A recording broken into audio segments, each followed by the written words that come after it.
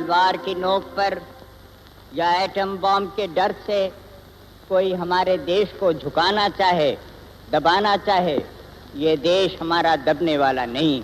तो एक सरकार के नाते हमारा क्या जवाब हो सकता है सिवाय इसके कि हम हथियारों का जवाब हथियारों से दें। नमस्कार दोस्तों, मेरा नाम है सचिन चौधरी और मैं एक बार फिर आपका स्वागत करता हूं यूपीएससी टॉक्स पे।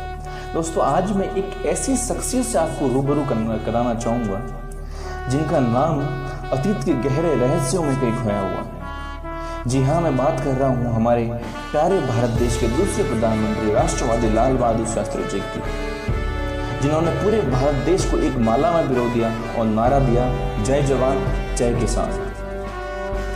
लाल बहादुर शास्त्री जी का जन्म 2 अक्टूबर 1904 को मुगल सराय यूपी में हुआ।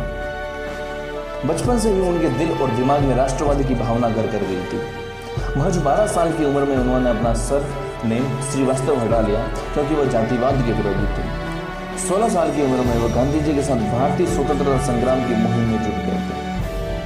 जब हमारा भारत देश आजाद हुआ और जब नई सरकारें बनी तो जवाहरलाल नेहरू के कार्यकाल में 1952 में हमारे शास्त्री जी को रेलवे मंत्री बनाया गया और जवाहरलाल नेहरू जी के मृत्यु उपरांत 9 जून 1964 को भारत के दूसरे प्रधानमंत्री के रूप में सुशोभित हुए।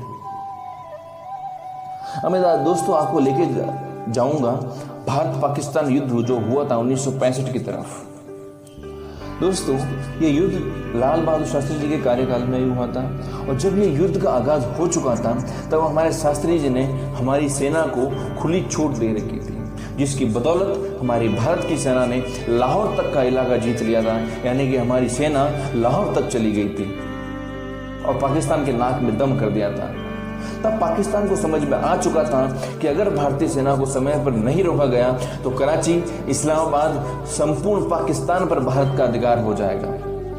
तब पाकिस्तान ने अमेरिका का दरवाजा खटखटाया और दोस्तों उन दिनों अमेरिका जो है पाकिस्तान का सपोर्टर हुआ करता था।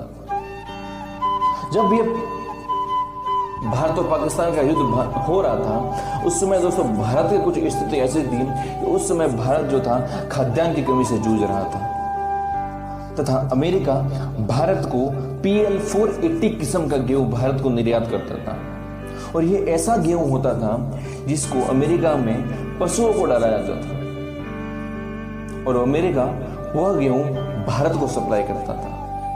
जब युद्ध के दौरान पाकिस्तान अमेरिका के पैरों में गिर पड़ा तो अमेरिका ने भारत को धमकी दी कि या तो आप युद्ध में विराम लगा दो या शांति संधि कर दो, वरना हम आपके गेहूं की सप्लाई बंद कर देंगे। चूंकि दोस्तों उस समय हमारा भारत देश खाद्यान्न की भयंकर कमी से जूझ रहा था, उसके बावजूद भी हमारे शास्त्री जी ने हिम्मत दिखाई और बोले कि भले ही हम भूखे मर जाएंगे परंतु अपमानजनक शर्तें मंजूर कर हम भारत के स्वाभिमान को ठेस नहीं पहुंचाएंगे। तब शास्त्री जी ने पूरे भारतवर्ष से आह्वान किया कि आप एक समय का खाना खाएं, अपने खर्चों में कटौती करें और गली गली हर जगह जो है गेहूं का उत्पादन करें, खाद्यान्न का उत्पादन करें। तब पूरे भारतवर्ष ने शास्त्री जी का सहयोग दिया और सोमवार को उपवास रखे गए, एक समय का खाना खाया जाने लगा और गेहूं की पैदावार बढ़ाई जाने लगी। दोस्तों, मैं आपको याद दिलाना चाहूंगा कि शास्त्री जी ही वह व्यक्ति थे जिन्होंने भारत में हरित क्रांति और श्वेत क्रांति जैसी पहलों को एक सही आकार दिया और इन्हीं की बदौलत आज हमारा भारत देश खाद्यान्न में आत्मनिर्भर बना हुआ है। लेकिन दोस्तों, युद्ध के बाद में आखिरकार भारतीय नेताओं के दबाव में व अंतर्राष्ट्रीय दबाव में रुआसी मंच से ही हमारे प्रधानमंत्री जी को ताशकंद बुलाया गया जो कि उज्बेकिस्तान में है। और आखिरकार दोस्तों वह दिन आ गया 10 जनवरी 1966 का जब ताशकंद में एक समझौता हुआ, शांति समझौता युद्ध को लेकर, जिसमें ये तय किया गया कि दोनों सेनाएं वापस चली जाएगी और भारत ने जीते हुए प्रदेश जो है वापस पाकिस्तान को दे दिएगी। इससे शास्त्री जी को काफी आघात लगा, उनके अंतर्मन को काफी दुख पहुंचा। अब दोस्तों इस शांति संधि के बाद में एक ऐसा मोड़ आता है जो हमारी कल्पना से भी परे है। ताशकंद समझौते के एक दिन बाद शास्त्री जी की संदिग्ध अवस्था में मौत हो जाती है। ये हमारे इतिहास पर दोस्तों एक ऐसी कालिक है जिसे हम अभी तक साफ नहीं कर पाए। शास्त्री जी मर गए या मार दिए गए, इसका जवाब आज 50 साल बाद भी हमारे पास नहीं है। क्यों किसी ने कोशिश नहीं की कि शास्त्री जी की मौत कैसे हुई? आखिर क्या हुआ था शास्त्री जी के साथ उस रात को? आखिर क्या हुआ था शास्त्री जी के साथ उस रात को? दोस्तों, 11 जनवरी 1966 की रात को 1:30 पर उनकी मृत्यु हृदय गति के रुक जाने की वजह से होती है, अकॉर्डिंग टू द रिपोर्ट। और रिपोर्ट में दोस्तों ये कहा जाता है कि उनको हार्ट अटैक आया है। और दोस्तों, मेडिकल साइंस ये कहता है कि जब भी हार्ट अटैक की सिचुएशन बनती है तो इंट्रावेनस इंजेक्शन दिया जाता है, न कि इंट्रामस्कुलर इंजेक्शन। तो लाल बहादुर शास्त्री को इंट्रावेनस इंजेक्शन की जगह इंट्रामस्कुलर इंजेक्शन क्यों दिया गया? और दोस्तों, कुछ सवाल है जिससे हमारा संशय और बढ़ता जाता है कि आखिर क्या हुआ था हमारे शास्त्री जी के साथ में। एक देश का पीएम जिस होटल में ठहरता है उस होटल को अंतिम समय में बदल दिया जाता है, और जिस होटल में शास्त्री जी ठहरते हैं उस होटल के कमरे में ना तो कोई बेल होती है और ना ही कोई टेलीफोन। क्यों? उनके स्टाफ को उनके कमरे से काफी दूर ठहराया जाता है। क्यों उनके रसोई रामनाथ को अंतिम समय पर चेंज कर दिया जाता है और उनकी जगह, रामनाथ की जगह कोई दूसरा खाना बनाता है शास्त्री जी के लिए? शास्त्री जी जिस थर्मस में अपना दूध पीते थे, मरते वक्त क्यों उस थर्मस की तरफ इशारा कर रहे थे? एक डॉक्टर ने ये बताया था। शास्त्री जी के कपड़े, टोपी, घड़ी, सभी चीजें भारत को लौटा दी गई, किंतु उनकी लाल डायरी और वह थर्मस जिसमें शास्त्री जी ने अंतिम समय में दूध पिया था, वह क्यों लौटाया नहीं गया? क्यों उस थर्मस के अंदर के द्रव्य की फोरेंसिक जांच नहीं हुई? दोस्तों, ये सारे सवाल जो है हमारे दिलो दिमाग में शास्त्री जी की जो मौत, जो अंतिम समय में उनके साथ में जो घटना घटित हुई है, उसके बारे में संशय हमारा बढ़ाते हैं। अब दोस्तों, बात करते हैं कि शास्त्री जी के मृत शरीर के बारे में। दोस्तों, शास्त्री जी की पूरी बॉडी नीली पड़ चुकी थी। उनके पेट, चेहरे व सब पर सफेद धब्बे थे, जो कि स्नेक बाइट या पॉइजन से होते हैं। और रिपोर्ट में बताया गया है कि शास्त्री जी की मौत हार्ट अटैक से हुई है। अब दोस्तों, जब मौत हार्ट अटैक से हुई है तो ये सफेद धब्बे उनके शरीर पर कैसे आए?